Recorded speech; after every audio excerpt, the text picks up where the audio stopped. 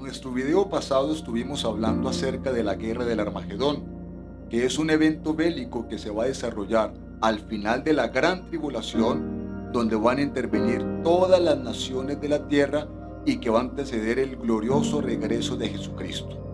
Pero la Biblia al mismo tiempo nos habla de otra batalla en los tiempos finales, y es la guerra de Gog y Magog. Entonces, ¿cuándo sucederá esta guerra? ¿Qué países van a intervenir en ella? ¿Qué características enmarcarán a Israel en ese tiempo? ¿Y cómo va a terminar este suceso? Esto lo veremos en el desarrollo de este video en Abramos la Biblia con el pastor Alex Henao. Bienvenidos.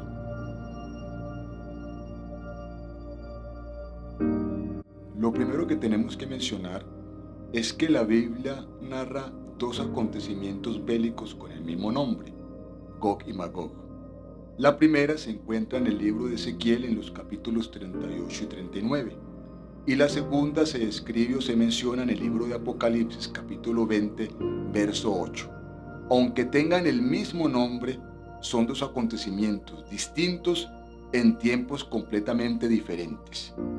Vámonos entonces con la guerra que describe Ezequiel capítulos 38 y 39. Primero es bueno hacer una aclaración en los términos Gog y Magog.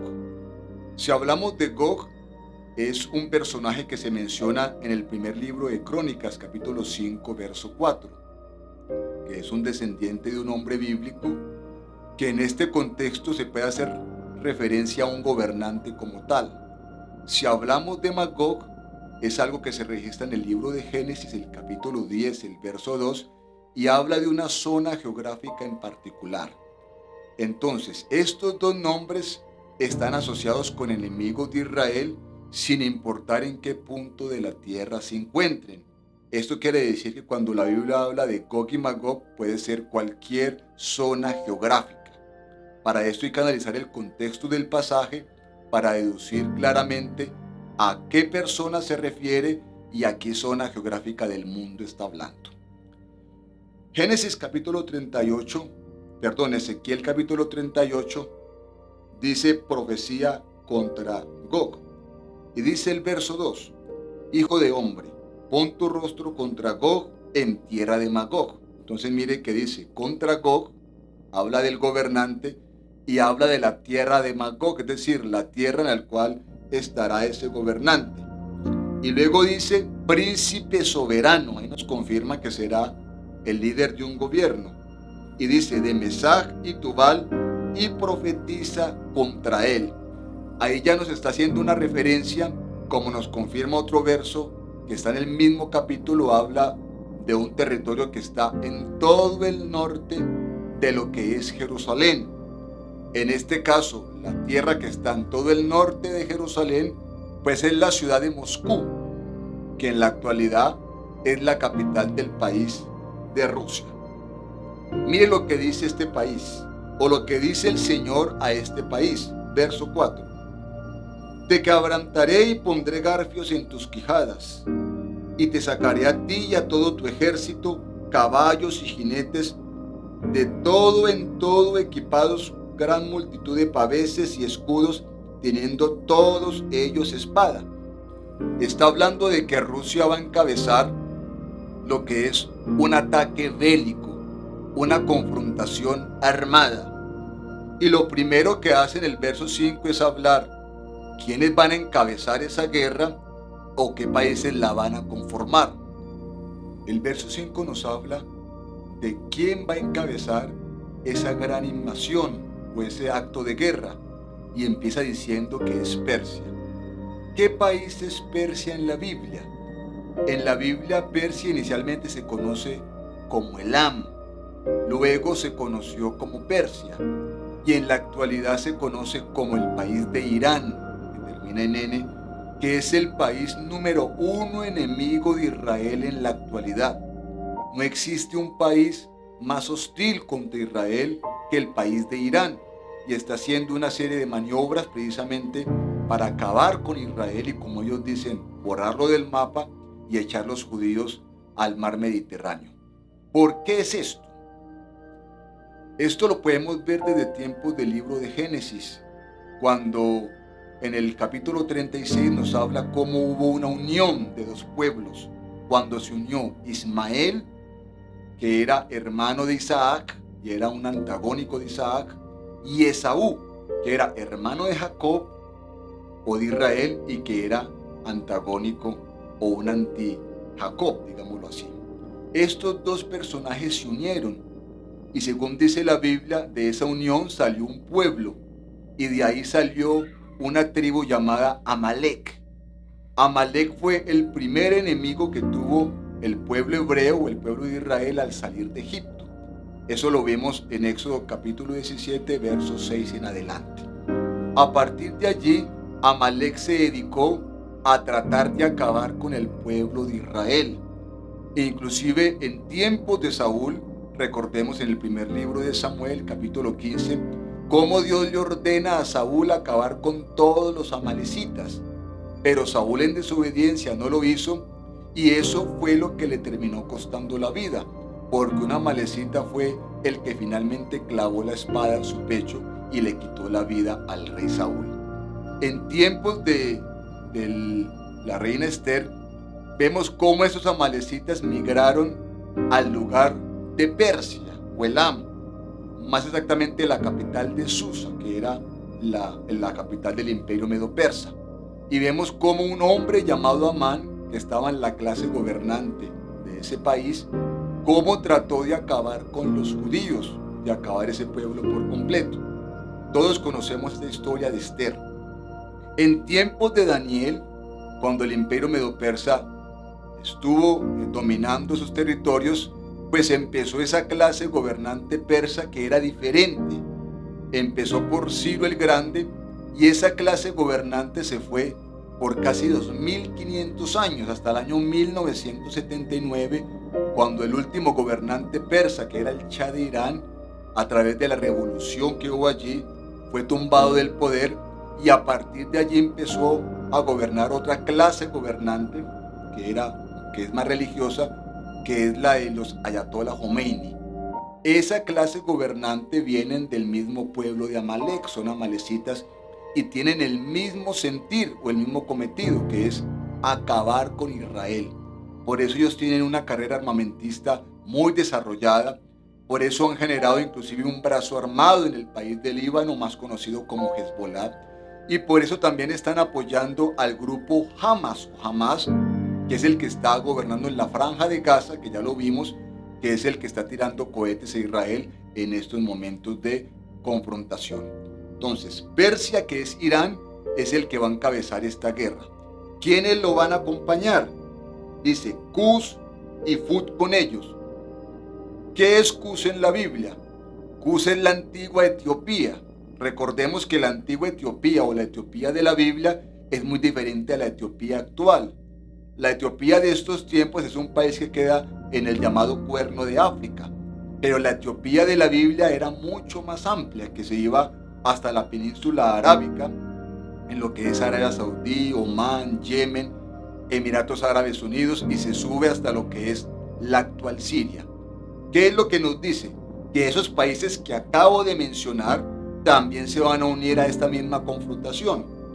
¿Y quién es Fut? Pues Fut es el país de Libia, que es un país que queda al norte de África, que es conocido porque allí estuvo gobernando Gaddafi, que fue un líder muy reconocido.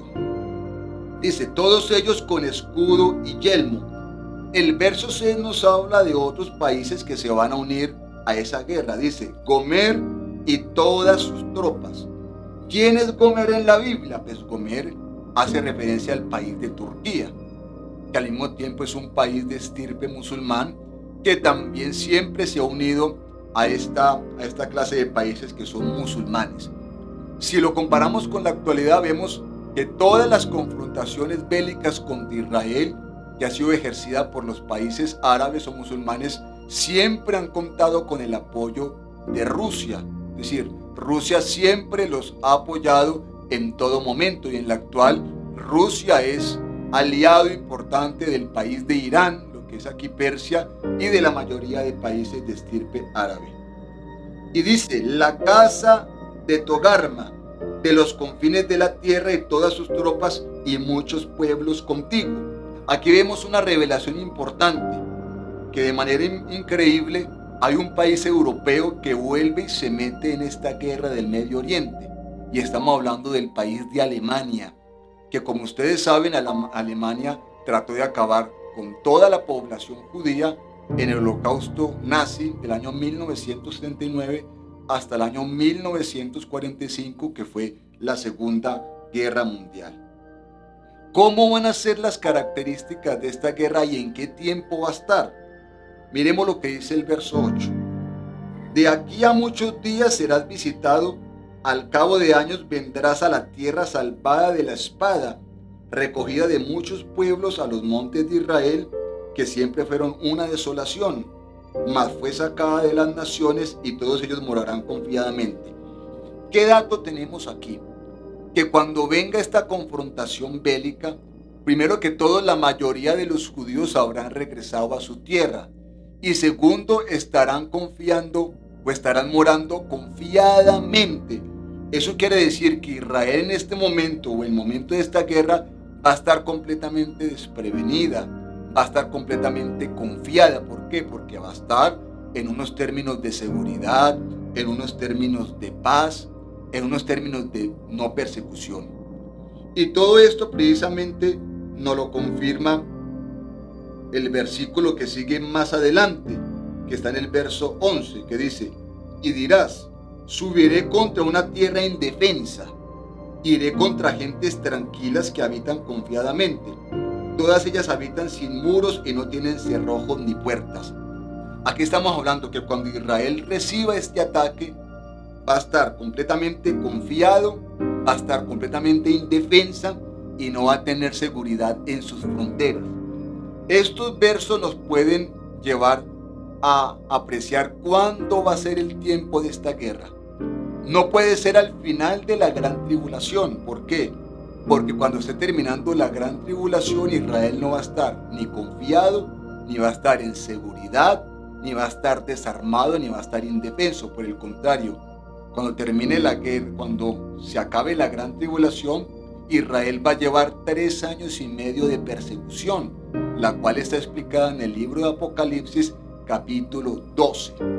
Y si la Biblia nos menciona que a mitad de la gran tribulación es que va a empezar la persecución contra los judíos, esto quiere decir que esta guerra va a suceder exactamente a mitad de la gran tribulación, cuando Israel ya lleve 3 años y medio de una falsa paz, donde va a estar indefensa, va a estar tranquila, va a estar confiada por el pacto que hicieron con el gobernante mundial o con el anticristo y no va a tener seguridad en sus fronteras.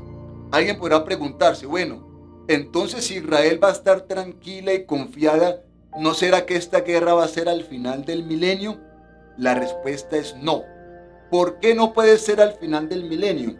Eso nos lo dice el capítulo 39, el verso 9. Dice: y los moradores de las ciudades de Israel saldrán y encenderán y quemarán armas, escudos, paveses, arcos, saetas y dardos de mano y lanzas, y los quemarán en el fuego por 7 años.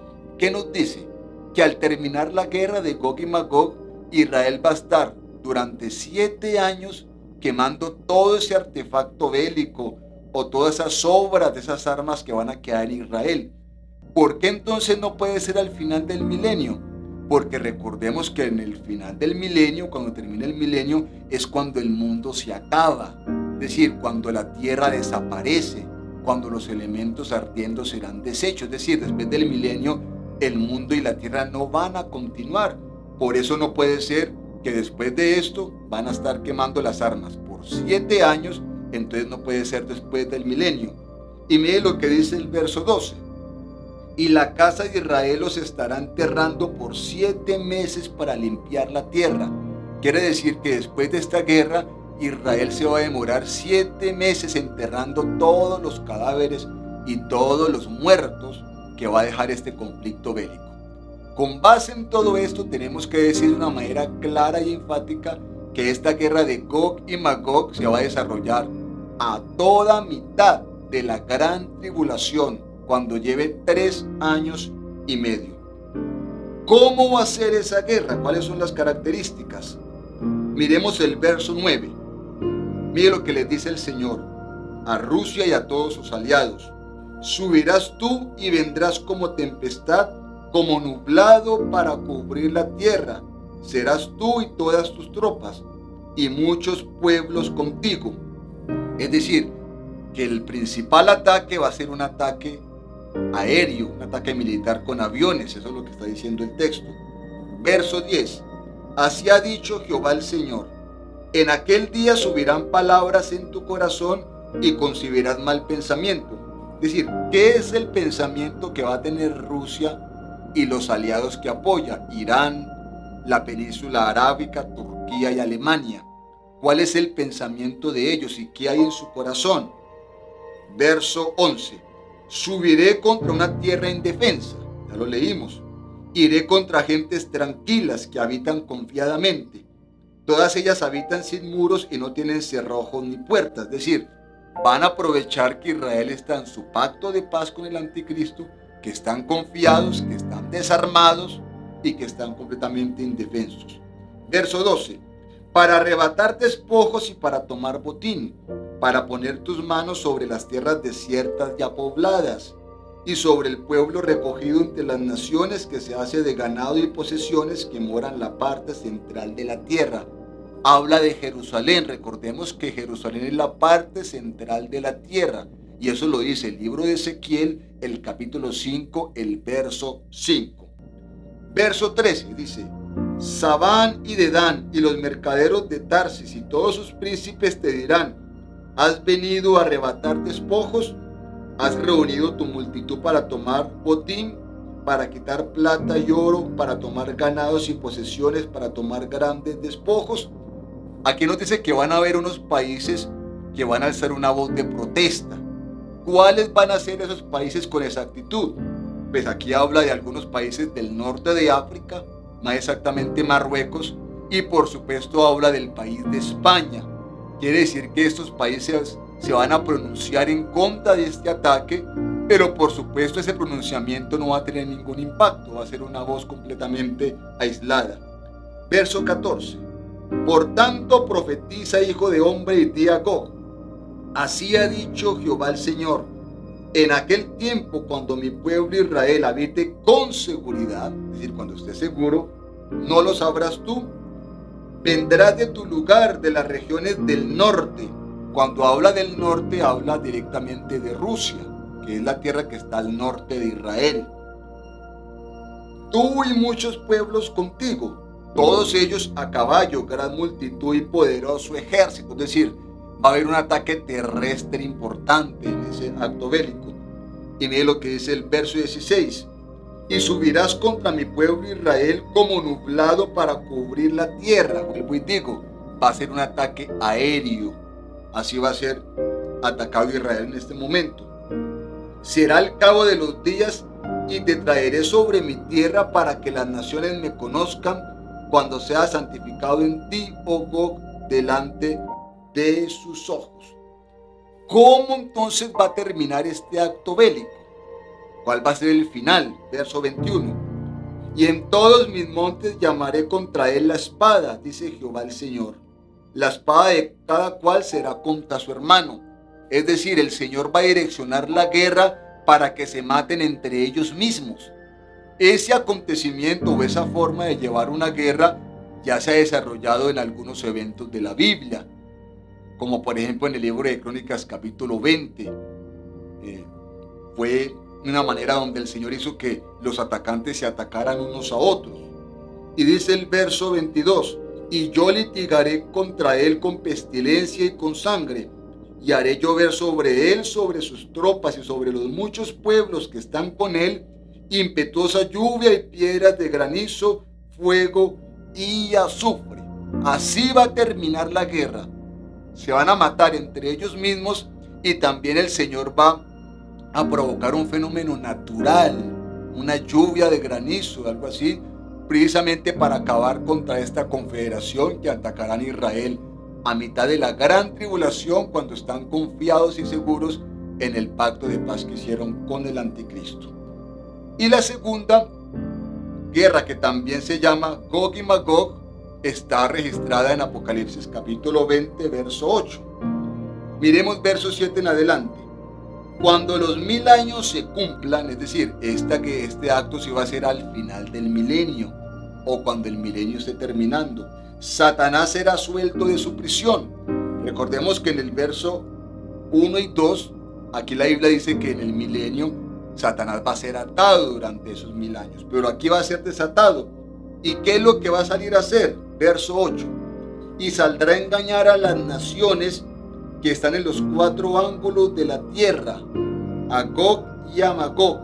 Aquí Gog y Magog ya tiene una referencia más general.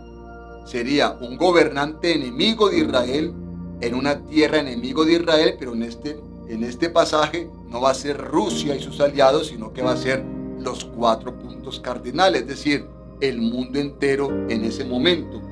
Y dice, a fin de reunirlos para la batalla, y el número de los cuales es como la arena del mar. Es decir, va a haber un levantamiento en contra del gobernante de turno. ¿Quién será el gobernante de turno? Pues Cristo, que es el que estará gobernando durante esos 1000 años. Cuando el diablo sea desatado, será por toda la tierra, engañando a las naciones gentiles que pudieron vivir en el milenio, que sobrevivieron al juicio de las naciones, los va a engañar y se van a levantar contra Cristo. Y va a ser, por supuesto, un número incontable como la arena del mar. Y dice el verso 9, y subieron sobre la anchura de la tierra y rodearon el campamento de los santos y la ciudad amada. Es decir, habla de Jerusalén, que va a ser la capital de Cristo en la era milenial. ¿Y cómo va a terminar?